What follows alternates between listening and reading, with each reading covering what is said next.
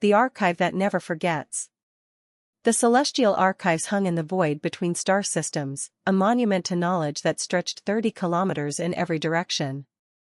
Its crystalline towers held the collected wisdom of 400 civilizations, stored in quantum matrices that would theoretically last until the heat death of the universe. Dr. Elena Vasquez stood in the central chamber, surrounded by light that pulsed with a billion conversations happening simultaneously across the galactic network. She was the only human on staff, and everyone knew it. "The human is touching things again," chirped Nindar, a Quillan archivist whose feathered crest rippled with disapproval. His species had been librarians for 20,000 years, their perfect memory allowing them to recall every piece of information they'd ever encountered. "Does your species have a compulsion disorder?" Elena pulled her hand back from the data terminal she'd been examining.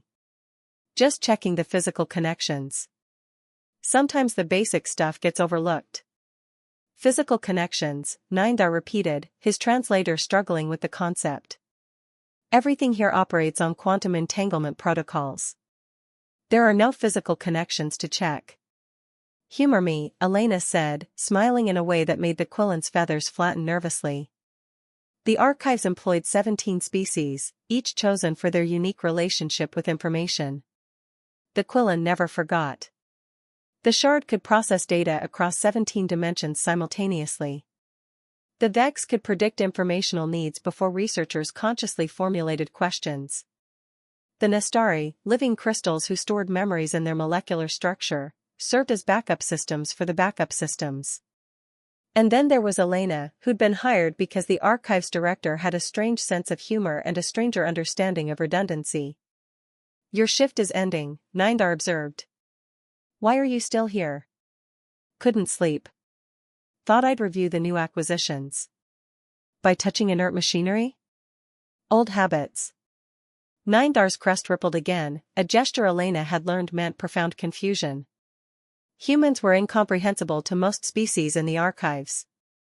They had terrible memory compared to the Quillan, pathetic processing speed compared to the shard, and couldn't predict anything compared to the Vex.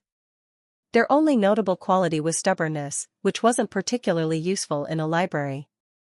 What Nindar didn't know, what none of them knew, was that Elena had spent her entire career preparing for something everyone else thought impossible. She was preparing for the day the archives failed. The catastrophe no one predicted. It started with a flicker. Not a visible flicker, but something deeper, a hiccup in the quantum substrate that held the archives together.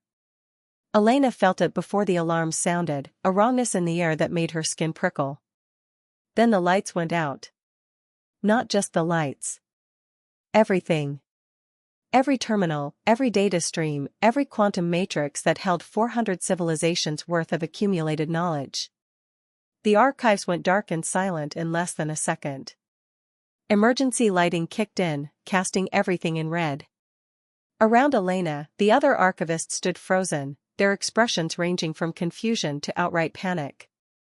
"What happened?" demanded Director Salas, a being of pure energy contained in a containment field that flickered dangerously in the reduced power.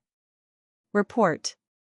All primary systems are offline," reported a Vex technician, her four eyes twitching in different directions as she tried to access data streams that no longer existed. "Secondary systems are offline. Tertiary backups they're not responding." "That's impossible," Nindar said, his perfect memory providing perfect recall of every redundancy protocol. "We have 17 layers of backup systems. They can't all fail simultaneously." But they had. Elena moved to a wall panel, pulled it open manually, an action that made several archivists gasp, and examined the components inside. "It's not a power failure. Something's corrupting the quantum matrices themselves. Every system that relies on quantum entanglement is dead." "Then we've lost everything," Salas said, his energy field flickering rapidly with what might have been horror. 400 civilizations. 20 million years of accumulated knowledge. Literature, science, history, art. It's all gone." "Not all of it," Elena said quietly. Everyone turned to look at her. "Explain," Director Salas commanded. Elena took a breath. For the last 3 years, I've been doing something none of you noticed because it seemed so primitive you didn't think it mattered. I've been making backups. We have backups, the Vex technician said. They're all corrupted. Not quantum backups. Physical ones. The silence that followed could have suffocated stars. The impossible archive. Elena led them to Section 7 Delta, a storage area so boring that most archivists forgot it existed. She unlocked the door, manually, with an actual key, and revealed what she'd been building for 3 years. Books. Thousands and thousands of books. What, Nindar said slowly, are those? Physical data storage, Elena explained, running her hand along a shelf. Paper-bound in covers.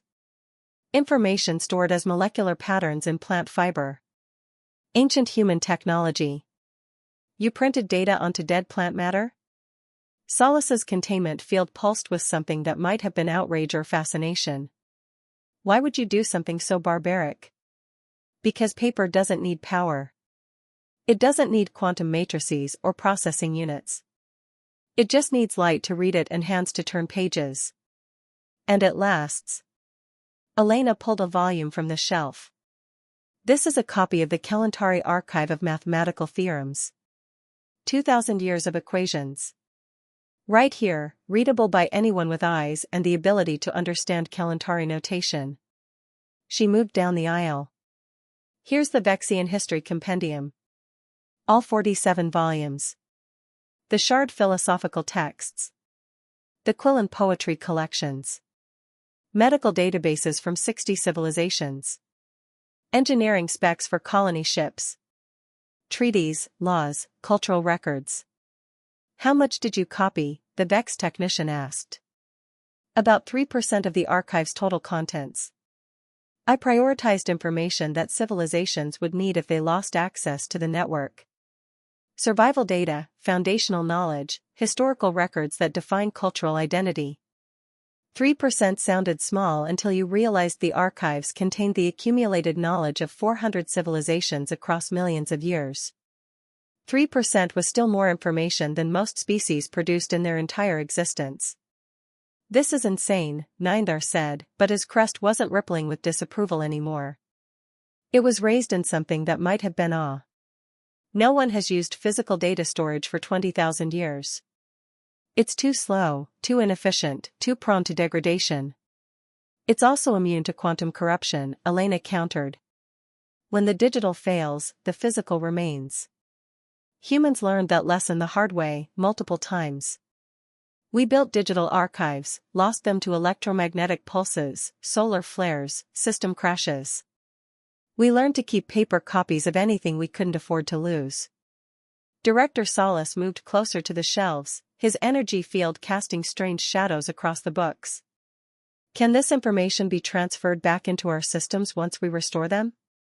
If we restore them, Elena corrected. But yes. It'll take time. Years, maybe decades depending on how much we need to rebuild. But it's possible.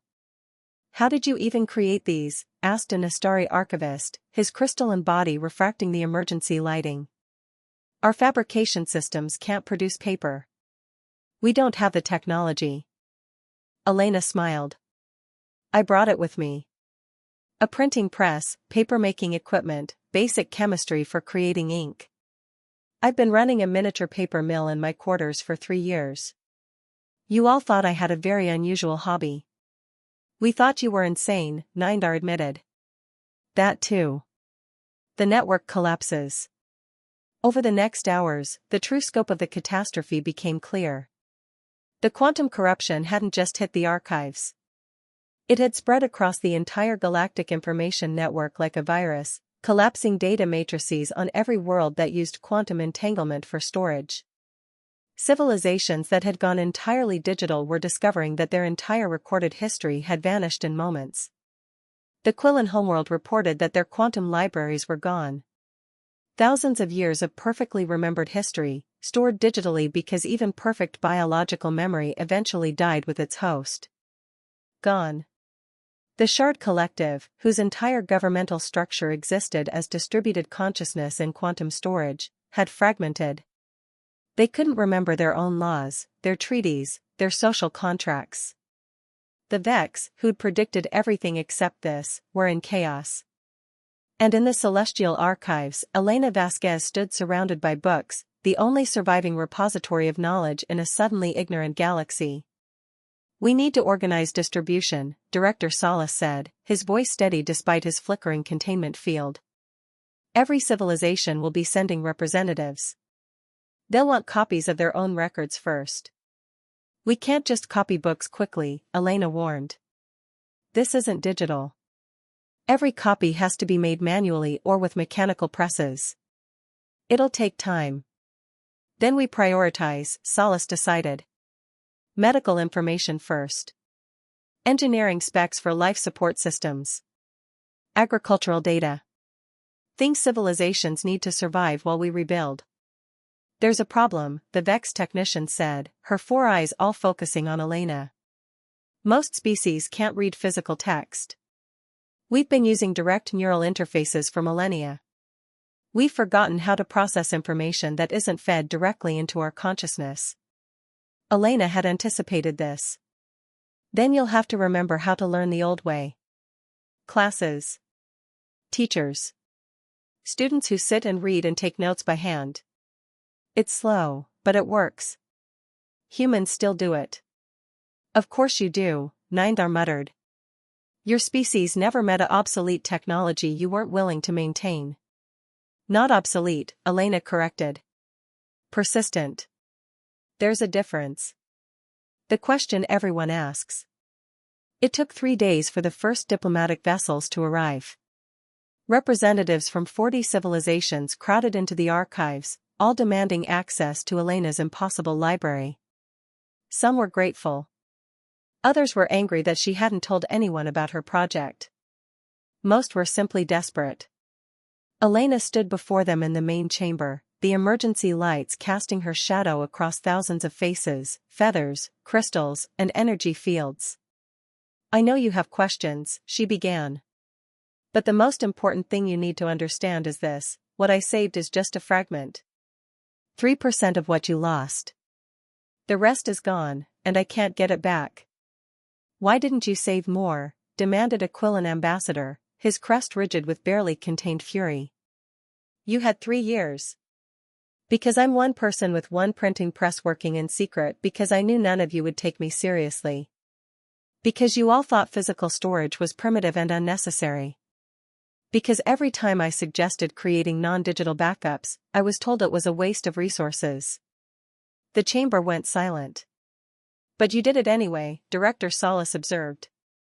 "You wasted your own resources, your own time, preparing for a catastrophe you couldn't prove would happen." "Yes." "Why?" Elena looked at the assembled representatives, at beings from species so advanced that they'd forgotten what it meant to lose everything. "Because humans have lost everything. Multiple times. We've had civilizations collapse, libraries burn, knowledge disappear into nothing because we trusted that our storage methods were permanent. We learned that nothing is permanent except the lesson that you should never trust only one way of remembering." She gestured at the books surrounding them.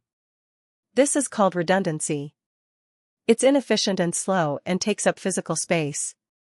But when everything else fails, paper remains. Clay tablets remain. Stone carvings remain. Physical memory survives digital catastrophe because it exists independently of power, networks, or quantum states." "So what do we do now?" asked a Shard representative, her crystalline voice carrying harmonics of desperation. "Now," Elena said, "you learn to read again. You learn to write by hand. You learn that knowledge stored only in machines is knowledge waiting to be lost.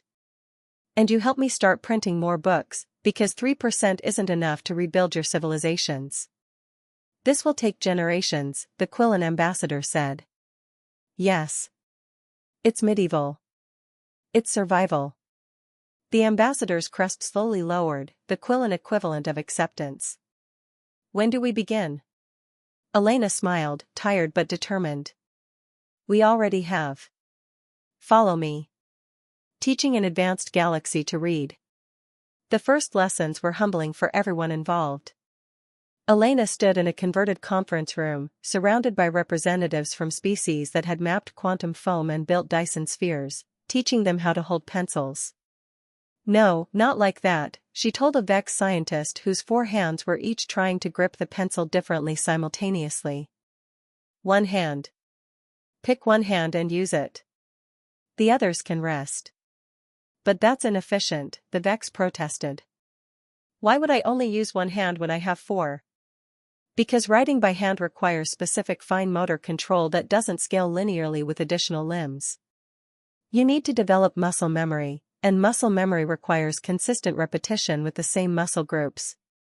The concept of muscle memory was apparently revolutionary to people who'd been using thought-to-text interfaces for 20,000 years. Nindar had a different problem. His quill and claws, designed for grasping branches and manipulating small objects, kept accidentally shredding the paper. He'd destroyed 6 sheets before finally producing a single legible character. This is absurd, he muttered, his crest flat with frustration. I can recall every text I've ever encountered with perfect fidelity, but I can't make marks on plant fiber without destroying it. Recall isn't the same as reproduction, Elena said gently. You can remember perfectly, but can you create? Can you write new knowledge without a computer? Nindar went very still. We've never needed to. Our memory is perfect. If we need to create new knowledge, we input it directly into systems that can process and store it faster than we can physically write. And now those systems are gone. So you need to relearn what your species forgot, how to create records that exist outside your mind and outside machines. The shard were impossible to teach. Their crystalline bodies couldn't grip pencils at all. Elena had to design special styluses that they could manipulate through electromagnetic fields, essentially teaching them to write through magic. Sort of. The Nastari couldn't write either, but they discovered they could emboss text into soft clay, creating cuneiform-style tablets that suited their geological nature perfectly. Every species had to rediscover their own relationship with physical knowledge, adapting old techniques or inventing new ones. It was slow and frustrating and occasionally ridiculous, but it was working. I feel like a child, admitted a Vex engineer who designed faster-than-light drives but couldn't write her own name without her hand cramping. This is humiliating. This is learning, Elena corrected. And learning always feels humbling. That's how you know you're actually acquiring new skills instead of just accessing stored data. The Great Copy Project. While the lessons continued, the real work began, copying the books. Every civilization needed copies of their own records, but there was only one Elena and only one printing press. The math was brutal. At our current rate, Director Salas calculated, his energy field pulsing with concern, it will take 847 years to produce enough copies for every civilization to have basic access to their own cultural records. Then we need more presses, Elena said. And more people trained to use them. We don't have the specifications to build printing presses. That information was in the digital archives. Elena smiled. No, it wasn't. It's in my head. Humans still teach this stuff because we're paranoid about losing access to basic technology. I can build a printing press from scratch given raw materials and time. You can build, Salas's field flickered with what might have been amusement. Of course you can. Your species maintains knowledge of primitive manufacturing techniques for no logical reason. Paranoia is only illogical until you need it. Over the next months, Elena taught engineers from 40 civilizations how to build printing presses. The designs varied by species. The Vex version used 4 plates simultaneously. The shard version operated through light manipulation, literally burning text into special photosensitive paper. The Quillen version was operated by foot, leaving their hands free for fine detail work. But they all worked. And slowly, painfully, the archive's knowledge began to spread. A Quillen diplomat broke down sobbing when she held the first printed copy of her civilization's founding charter. I thought we'd lost our history, she whispered, her perfect memory suddenly meaningless compared to the physical proof in her hands. I thought we'd forgotten who we were. Paper remembers, Elena said quietly. Even when we forget to remember. The human method. 6 months into the crisis, a council meeting was called. Representatives from every major civilization gathered to discuss the long-term implications of what they were calling the Great Forgetting. We need to discuss prevention, said the Quillen ambassador, his crest now decorated with ink stains that he wore like badges of honor. How do we ensure this never happens again? Redundancy, Elena said immediately. Multiple backup systems using different technologies. Digital, biological, physical. Never trust a single method. That's incredibly inefficient, a Vex economist pointed out. Maintaining parallel systems requires exponential resource investment. So does rebuilding your entire civilization from scratch, Elena countered. Ask yourself what's more expensive, redundancy or catastrophe? The chamber went quiet. The human method, Director Salas said slowly, his containment field pulsing thoughtfully. Tell us about the human method. Elena stood.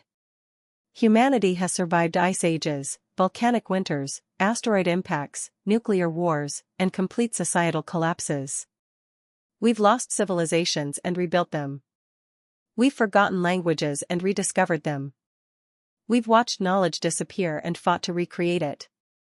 And through all of that, we learned a fundamental truth: information wants to be remembered, but memory alone isn't enough. She gestured at the books surrounding them. We write things down. On paper, on stone, on metal, on anything that will hold marks. We make copies and hide them in different places. We teach children to read and write by hand before we teach them to use computers. We maintain libraries of physical books even though digital storage is faster and cheaper. And we do all of this because we know that any single system can fail. That's paranoid, someone muttered. That's survival, Elena corrected. Paranoia means fearing things that probably won't happen. This already happened. The quantum matrices failed. Every civilization that went fully digital lost everything except what I saved. How is preparing for demonstrated threats paranoid? A shard representative chimed like crystal bells. You're proposing we all adopt this redundant storage mentality permanently? Even after we restore our digital systems? I'm proposing that if you want your knowledge to outlive you, you need to store it in ways that don't require technology that can fail. Because technology always fails eventually. But paper, clay, stone, metal, these things last. They last long enough for future generations to find them and remember what was forgotten. The archive transform. The decision took weeks, but eventually, the council agreed. The celestial archives would be rebuilt, but differently. Digital systems would be restored, but physical copies would be maintained for all critical information. Every civilization would establish their own physical archives. Schools would teach handwriting alongside holographic interface. Engineers would learn to build printing presses alongside quantum processors. It was redundant, inefficient, and costly. It was also necessary. You've changed the galaxy, Nindar told Elena one evening. They stood in the expanded book storage area, surrounded by shelves that now stretched for kilometers.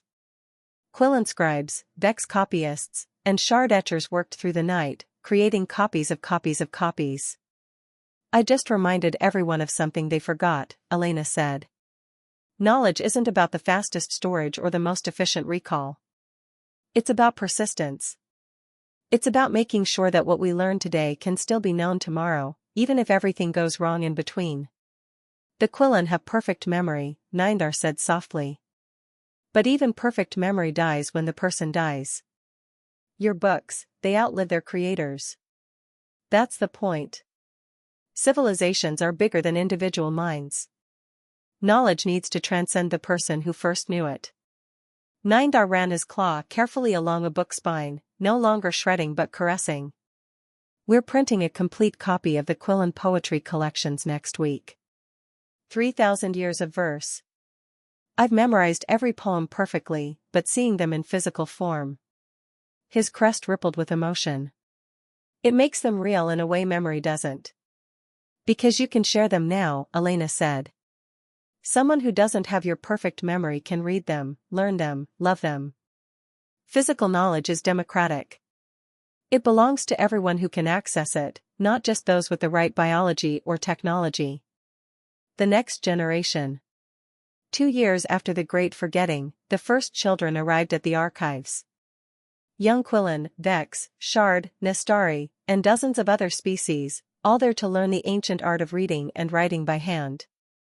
Elena taught a class of mixed species, each struggling with the basic concept that knowledge could exist independently of computers or memory.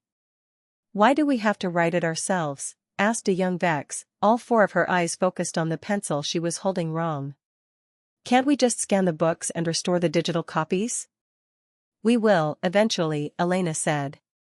"But first, you need to understand what it means to create knowledge physically. When you write something by hand, you remember it differently. Your body learns it, not just your brain. That's inefficient. That's memory. Real memory, the kind that survives when the power goes out." The class was skeptical, but they learned. They all learned. A young Quillen discovered he could draw as well as write, his perfect memory translating into perfect reproduction of images when given the right tools. A Shard found that she could etch elaborate patterns into glass, creating books that were also art. A Nestari child discovered ancient cuneiform techniques and started experimenting with clay tablets that would last thousands of years. "They're not just copying information," Director Solis observed, watching the children work. "They're creating new forms of expression." "That's what happens when you slow down," Elena said. "Digital knowledge moves at the speed of light, but physical knowledge moves at the speed of thought. When you're forced to slow down, to actually consider each word and each mark, you engage with information differently. You own it in a way you never can with instant access." The question that matters. 5 years after the Great Forgetting, Elena stood in the restored central chamber of the archives. Digital systems hummed around her, quantum matrices once again holding vast repositories of data. But now, surrounding those digital cores, were physical libraries. Millions of books, tablets, engravings, and scrolls, all lovingly maintained alongside their digital counterparts. Ambassador Nindar found her there, his crest now permanently stained with ink. He'd become one of the most vocal advocates for physical archives, teaching Quillen children to write despite their perfect memory. "I have a question," he said. "One I should have asked 5 years ago." "Go ahead." "How did you know? How did you know the quantum matrices would fail when no one else even considered it possible?" Elena was quiet for a long moment. "I didn't know. I feared." "There's a difference." "What's the difference?" "Knowledge is certainty. Fear is preparation for uncertainty. Humans have lived with uncertainty for so long that we've learned to prepare for things that might never happen. We imagine disasters, plan for catastrophes, maintain redundancies against threats we hope will never materialize." She smiled. "Most species call it paranoia. We call it wisdom. And if the matrices hadn't failed? If you'd spent 3 years printing books for no reason? Then I would have wasted my time creating a backup that was never needed. And I would have been fine with that, because the cost of unnecessary preparation is trivial compared to the cost of inadequate preparation." Nindar's crest rippled with what Elena had learned was deep respect. "Your species survived by assuming the worst and hoping for the best." "Every time," Elena agreed. "We plan for disaster while working towards success. We maintain old technologies while developing new ones. We remember the past while building the future. It makes us inefficient, but it also makes us persistent." "Persistent," Nindar repeated. "Yes, that's the word. Not stubborn, not paranoid. Persistent." He gestured at the archives, at the beautiful hybrid of digital speed and physical permanence. "You've taught the galaxy to be persistent. To remember not just with machines or minds, but with hands and hearts. To trust in redundancy more than efficiency." "I just taught you to make books." "No," Nindar said firmly. "You taught us that knowledge worth keeping is knowledge worth protecting in every way possible. You taught us that the fastest way isn't always the best way. You taught us that sometimes survival means maintaining what seems obsolete until the moment it becomes essential. Elena looked at the books surrounding them, each one a testament to the stubborn human belief that anything worth remembering was worth writing down. You know what the funny thing is? Humans aren't smarter than any species here. We don't have better memory, faster processing, or more advanced technology. We just refuse to forget that forgetting is possible. That refusal saved us all, Nindar said quietly. When the galaxy forgot how to remember, humanity remembered how to preserve. That seems like exactly the kind of inefficient, paranoid, beautifully stubborn gift your species would give to the rest of us. Elena smiled. You're welcome. Epilogue, The Testament Stone. 300 years later, at the entrance to the Celestial Archives, a stone monument stood engraved in 400 languages. Visitors from across the galaxy stopped to read it, their children learning its message before they learned anything else. The inscription was simple. Here lies knowledge preserved by stubbornness and saved by fear. Remember that memory fails, technology dies, and certainty is illusion.